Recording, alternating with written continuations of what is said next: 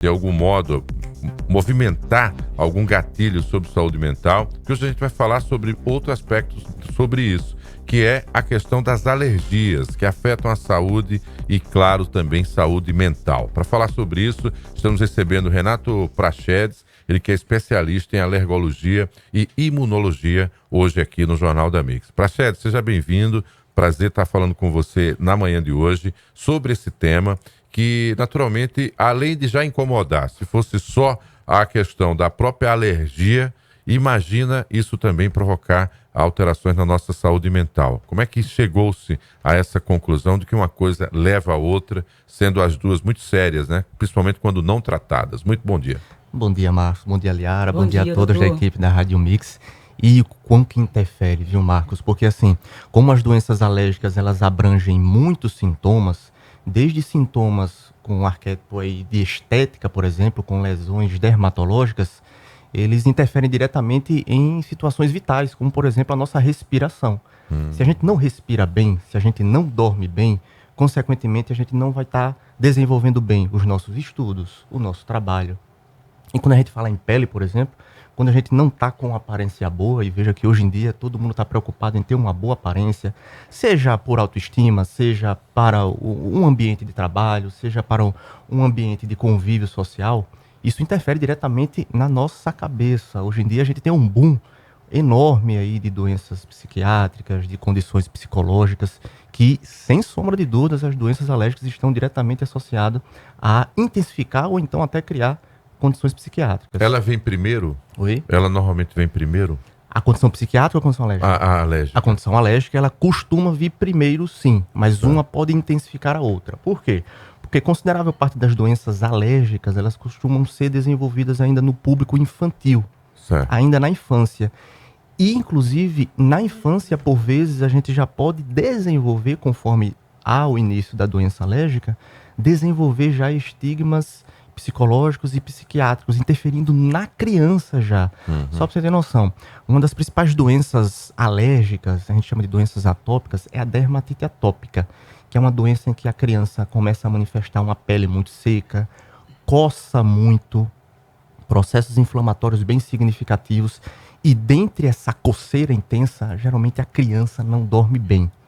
Por vezes a necessidade de fazer medicamentos para controlar os sintomas, como por exemplo corticoides, isso faz com que a criança, às vezes, além de não dormir bem, diminui a chance dela desenvolver-se adequadamente no seu crescimento e desenvolvimento, fazendo com que, por vezes, isso não interfira só na parte cognitiva e psiquiátrica da criança, mas também na parte psiquiátrica da família, porque a gente, como pai e mãe, vendo o filho da gente sofrer, acaba sofrendo junto e acaba não dormindo junto, isso interfere também na ansiedade dos próprios familiares. E os plantões das UPAs e dos hospitais particulares. Então, qual seria a orientação para que isso não afete o dia a dia das pessoas? Porque, assim, está muito ligada realmente a saúde física com a saúde mental. Basta a gente ter uma gripe, um resfriado, a gente já fica preocupada, como eu estou com a voz um pouco comprometida, né? Então, choque térmico, você sai do ar-condicionado, a chuva bateu também, mas estava calor lá fora e termina afetando. Eu estava preocupada ontem, e talvez eu não tenha dormido direito, eu me levantei para beber água várias vezes, porque eu trabalho com a voz. Então isso já causou uma certa ansiedade. Exatamente. Né? Ou seja, já mexeu com a minha saúde mental também. E isso pode interferir no meu trabalho. Né? Então, qual a orientação? Então, assim, os primeiros sinais dessa alergia, eu acho que a prevenção é tudo, né? Exatamente. Como eu estava falando para o Marcos, Liara, as doenças respiratórias, por exemplo, como os quadros de rinite alérgica e de asma, são importantes esses pacientes já previamente diagnosticados fazerem um acompanhamento adequado para que os sintomas e essas doenças de base estejam controladas adequadamente. Por quê? Além da alergia, que boa parte das vezes especificamente a alergia respiratória, geralmente somos alérgicos a pó e poeira, a animais de estimação. Se a gente tem um controle ambiental adequado para os gatilhos dessa doença, a gente costuma ter o que a gente chama o nosso nariz, a nossa mucosa nasal desinflamada e controlada. Para quê? Evitar que outros gatilhos, como por exemplo mudança de temperatura, um próprio quadro infeccioso, que por exemplo agora nessa época do ano, começar fevereiro e março, segura as petecas, porque, pelo amor de Deus, o que vai circular de vírus por aí, que vai fazer os nossos resfriados, as nossas gripes, esses também são gatilhos para intensificar essas doenças de base, ou seja, essas doenças elas têm que estarem adequadamente controladas, medicadas e sendo muito bem acompanhadas para que esses gatilhos, como por exemplo que você teve aí, Liara, eles não interfiram diretamente na sua principal ação no seu trabalho e não façam você ficar preocupada em relação ao seu dia a dia de trabalho, entendeu? Ou seja, é um controle adequado, é um acompanhamento adequado que a gente tem que fazer dessas doenças de base para que eles também não interfiram psiquiatricamente no nosso dia a dia. Porque se isso vira uma rotina, uma coisa é a gente ter ansiedade para ir fazer uma apresentação, aquela adrenalina de um jogo de futebol, natural. Que é natural, é esperado. Mas outra coisa, na verdade, é a gente ter isso de forma diária. Que pode até levar à depressão. Exatamente, a depressão, a ansiedade. E isso daí abrange, a gente está falando aqui do público adulto, né, Liara? Mas isso, por exemplo, abrange às vezes até criança. Famílias, uma alergia alimentar, por exemplo, Marcos, em que o pai presencia o filho em uma quadro de alergia grave, uma anafilaxia, e que grava aquela informação, grava aquela situação, o pai e a mãe fica desesperado, fica extremamente ansioso. Meu Deus, como é que eu vou colocar a minha criança, o meu filho, numa escola, sabendo que, por vezes, aquele alimento pelo qual ele é alérgico, pode ser que tenha uma criança lá que esteja alimentando e pode ter um contato, ou então, às vezes, o próprio alimento que é distribuído na cantina ou na refeição daquele colégio. Veja o quanto que abrange aí essa preocupação e o quanto que uma doença previamente diagnosticada, ela pode, quando não muito bem acompanhada ou literalmente informada para a família que, esse tipo de alergia merece uma atenção muito boa. Esse tipo de alergia aqui, fique mais tranquilo, a gente não precisa de toda essa preocupação toda. A informação, ela é importantíssima. Desde a informação do profissional para os familiares, até a informação do profissional, por vezes por cartilha, por um encaminhamento para o colégio, para o trabalho. Isso é importantíssimo para fazer com que o ambiente seja o mais adequado possível. Doutor Renato, a alergia é uma doença crônica, é isso?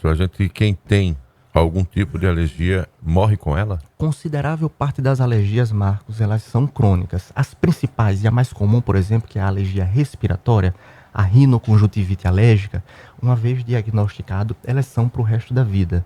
Isso não quer dizer que a gente vá viver com aqueles sintomas. Hoje a gente tem um avanço bem significativo aí dos tipos de tratamento, seja tratamentos medicamentosos até tratamentos específicos das alergias, que faz com que a gente fique resistente ao ocasionado alergia. A gente continua sendo alérgico, mas isso não quer dizer que em contato com aquilo que a gente é alérgico, a gente vai desenvolver sintomas. Não tem o pico da crise, no caso. Isso, né? Exatamente. Mas aí eu tenho outro exemplo também, hoje eu estou de personagem aqui, viu? Agora como mãe.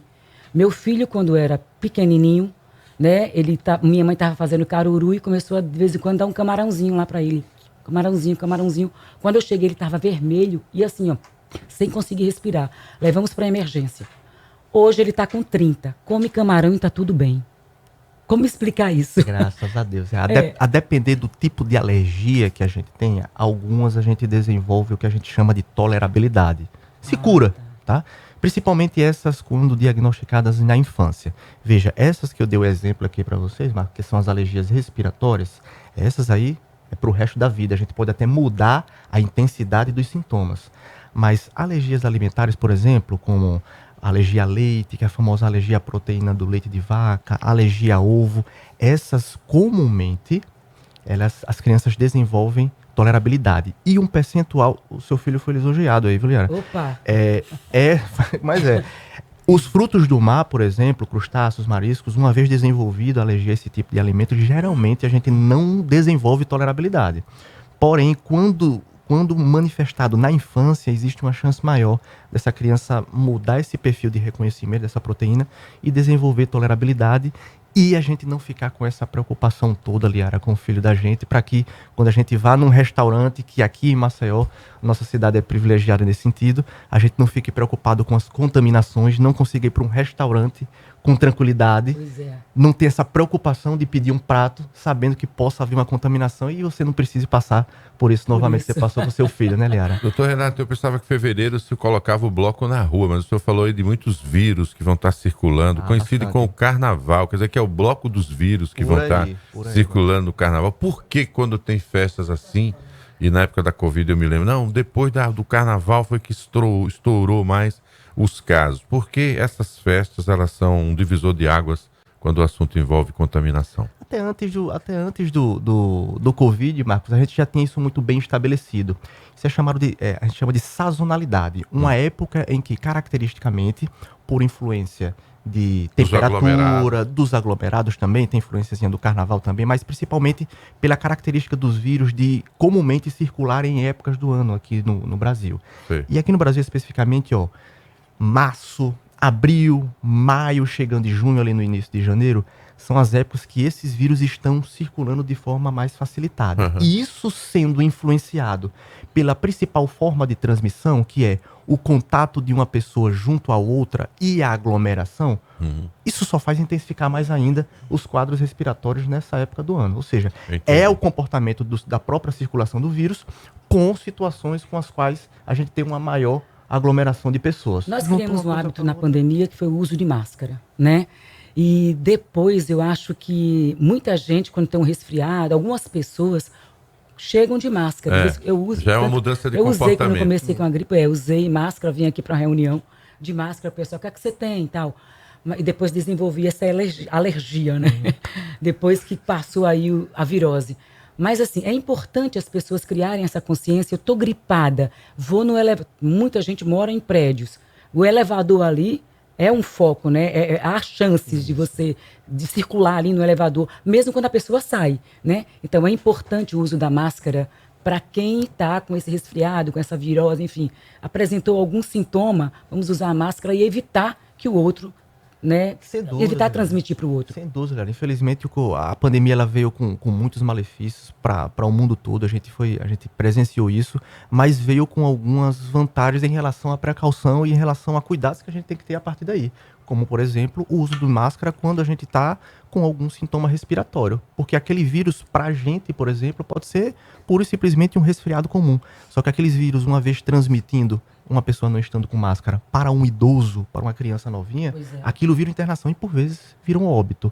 É por isso que esse costume, esse hábito que a gente pegou aí, principalmente depois da pandemia do Covid-19, de usar as máscaras quando estamos com sintomas respiratórios, sem sombra de dúvidas, foi muito bem-vindo para a nossa sociedade. É isso, essa conversa poderia avançar a manhã toda, né? Mas a Vaninha tá com alergia, né? Quer fazer uma consulta agora com o doutor Renato. Vaninha. Tá chamando para conversar. Muito boa essa conversa, ele volta, porque a alergia é o ano todo, tá? Tem um período de sazonalidade, mas é o ano todo, então, claro, sempre bom estar discutindo isso. Doutor Renato, bom dia, especialista aqui em alergologia e imunologia. 6 horas e 40 minutos.